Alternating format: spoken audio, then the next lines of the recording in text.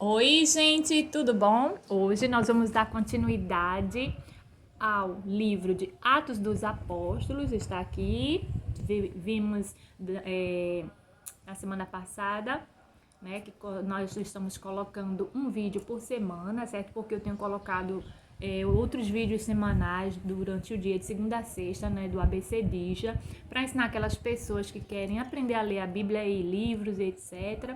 Então, gente, todo final de semana, né? Pode ser que seja no sábado, no domingo, eu não sei, mas sempre estaremos aí colocando até terminarmos Atos dos Apóstolos. E também vamos ter outros vídeos, como eu sempre coloco, do Reveja, né? Que é o review de ver as traduções da Bíblia, o modelo que foi, né, impresso e tal, muito maravilhoso. Então vamos para o capítulo 10, para o capítulo 11, porque o capítulo 10 falou sobre Cornélio, vocês já aprenderam quem foi Cornélio, já conheceram, né? Então vamos ver o que aconteceu depois disso, né? Toda aquela história que a gente viu aqui, ó, sobre o centurião Cornélio, né? Que Pedro prega na casa de Cornélio. E aí vamos continuar, né? Vendo o que Pedro, né, continuou fazendo aí. Vamos lá. Novo Testamento, a minha Bíblia completa, porque existe a Bíblia Velho Testamento e a Bíblia Novo Testamento. Geralmente eles imprimem mais a Novo Testamento e a completa. É raro de ver só a Velho Testamento, né? Se alguém veio, uma me deu uma de presente. Mas é maravilhoso ter as duas juntas, tá? A minha é completa. Então vamos lá. Atos, capítulo 10, capítulo 11. O subtítulo diz: Pedro justifica-se perante a igreja. Por que Pedro justificou-se, né? Porque ele justifica-se o quê? Vamos ler, vamos lembrar, né? Porque eu mesmo não lembro, já li, mas eu não lembro, gente. É muita coisa na Bíblia que a gente acaba esquecendo das histórias, dos atos, dos apóstolos, das coisas que aconteceram. E nós precisamos estar relendo e vendo. Porque geralmente a gente sempre vê falando mais as histórias mais, né, pregadas, mais vida, como Moisés, os 10 mandamentos, Davi, a história de Davi, de João, de Pedro no barco, na pesca e tal, mas tem certos detalhes que nós esquecemos, esse é um. Então vamos relembrar, pode ser até que nós vemos alguns versículos à parte, individualmente, uma frase ou outra, mas lembrar do contexto todo da história. Vamos ler, vamos relembrar. Quem não sabe da história vai aprender agora e quem já sabe como eu, vamos relembrar, tá certo? E vamos estudando, vamos vendo que maravilha é, né? Pedro, vamos ver. Ora, ouviram os apóstolos e os irmãos que estavam na Judéia, que também os gentios haviam recebido a palavra de Deus. E, quando Pedro subiu a Jerusalém, disputavam com ele os que eram da circuncisão, dizendo: Entraste em casa de homens incircuncisos e comestes com eles. Pedro, porém, começou a fazer-lhe uma exposição por ordem, dizendo: Estava eu orando na cidade de Jope, e em êxtase tive uma visão. Descia um objeto como se fosse um grande lençol, sendo baixado do céu pelas 4 pontas, e chegou perto de mim. E fitando nele os olhos, o contemplava e vi quadrúpedes da terra, feras, répteis e aves do céu. Ouvi também uma voz que me dizia: Levanta-te, Pedro, mata e come. Mas eu respondi: De modo nenhum, Senhor, pois eu nunca em minha boca entrou coisa alguma comum ou imunda. Mas a voz respondeu-me do céu, segunda vez: Não chames tu comum ao que Deus purificou? Sucedeu isto por 3 vezes e tudo tornou a recolher-se ao céu. E eis que nesse momento pararam em frente à casa onde estávamos 3 homens que me foram enviados de Cesareia. Disse-me o Espírito que eu fosse com eles. Disse-me o Espírito que eu fosse com eles. Sem hesitar, e também estes 6 irmãos foram comigo e entramos na casa daquele homem. E ele nos contou como vira em pé em sua casa o anjo que lhe dissera: Envia a Jope e manda chamar a Simão, que tem por sobrenome Pedro, o qual te dirá palavras pelas quais serás salvo tu e toda a tua casa.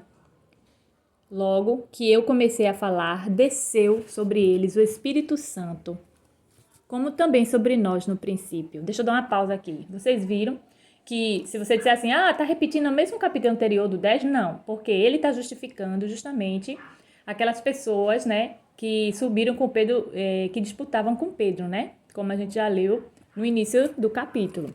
Aí ele estava justificando. Justificando quer dizer, ele estava dizendo por que ele fez isso, que ele foi obediente à voz do Espírito de Deus, né?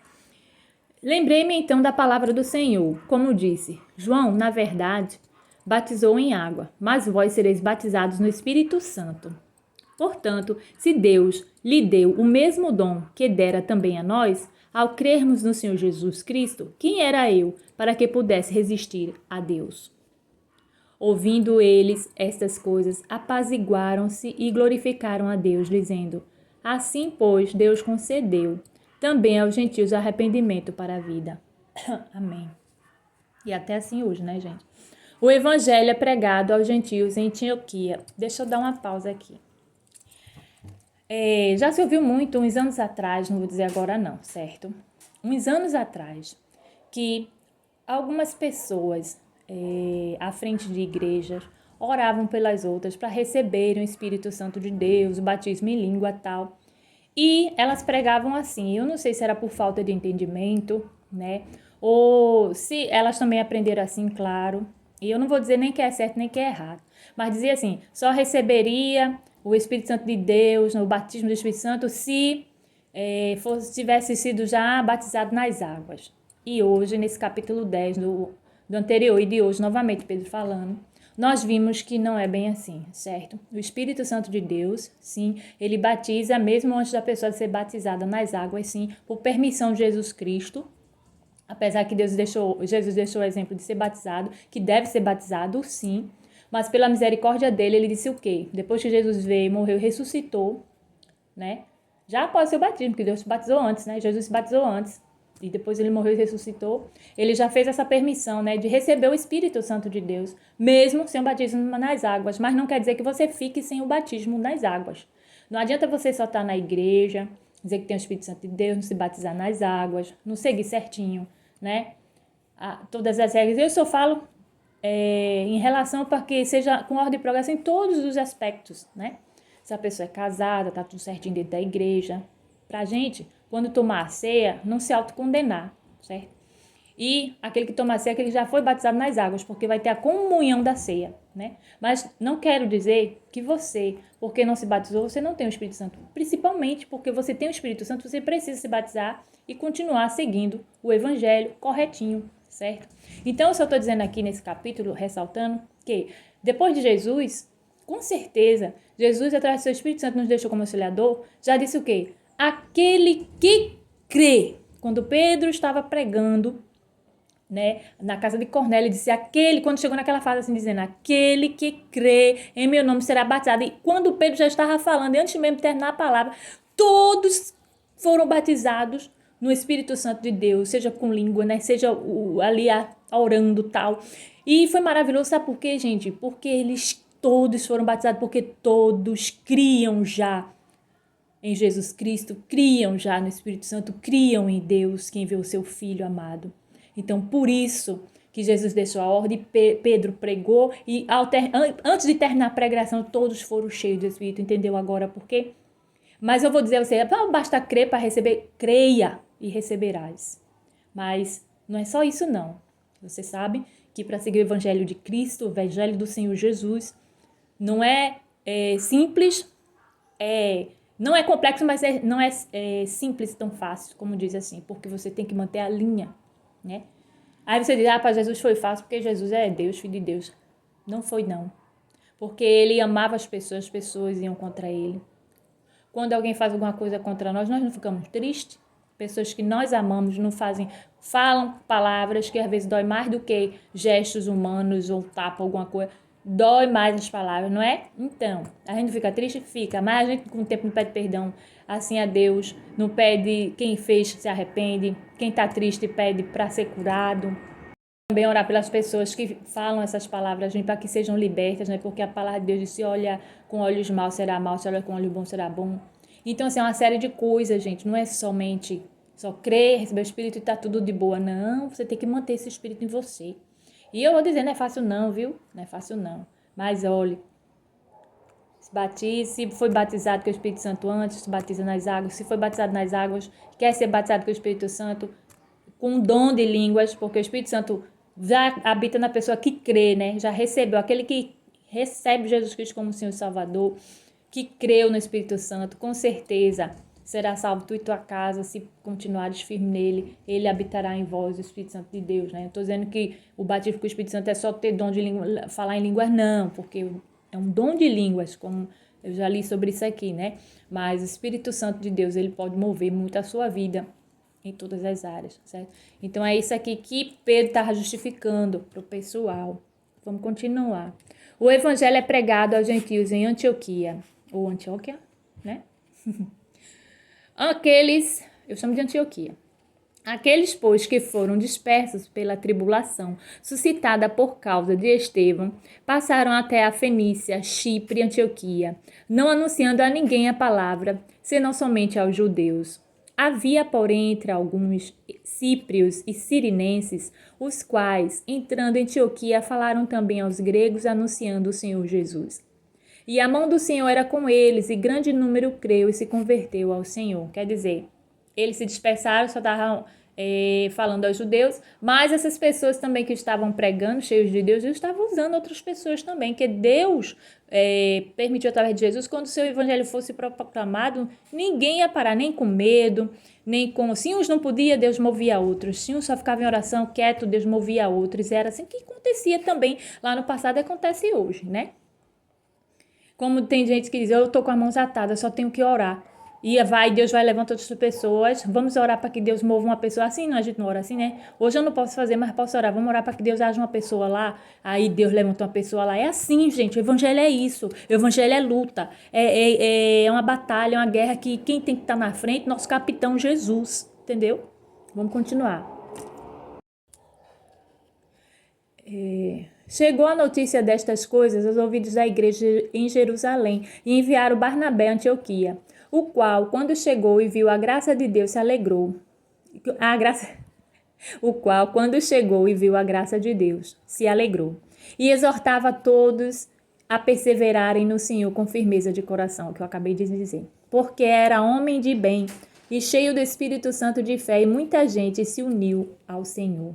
Partiu, pois, Barnabé para Tarso, em busca de Saulo. Olha, lembra desse nome? Saulo, né? Partiu, pois, Barnabé para Tarso, em busca de Saulo. Tarso é uma cidade, viu, gente? Em busca de Saulo. E, tendo achado, o levou para Antioquia, e durante um ano inteiro reuniram-se naquela igreja e instruíram muita gente. Porque vocês já viram que Saulo também já tinha se convertido, né? E em Antioquia, os discípulos pela primeira vez foram chamados cristãos. Olha que maravilha, que lindo. Naqueles dias desceram profetas de Jerusalém para Antioquia. E, levantando-se um deles de nome Ágabo, dava a entender pelo Espírito que haveria uma grande fome por todo o mundo, a qual ocorreu no tempo de Cláudio. E os discípulos resolveram mandar, cada um conforme suas posses, socorro aos irmãos que habitavam na Judéia. Olha, tá vendo, gente? Eles já faziam missões ajudando, né? E, dando uma pausa aqui antes de ler o último versículo do capítulo, vocês viram que Cláudio, né, um nome bem usado aqui também, né, no Brasil, as pessoas que têm esse nome, deixa eu ver se eu chego mais perto, tá vendo aqui, ó, Cláudio, tá meio embaçadinho, porque meu celular não é dos melhores, não. Mas é uma ferramenta abençoada que eu tenho.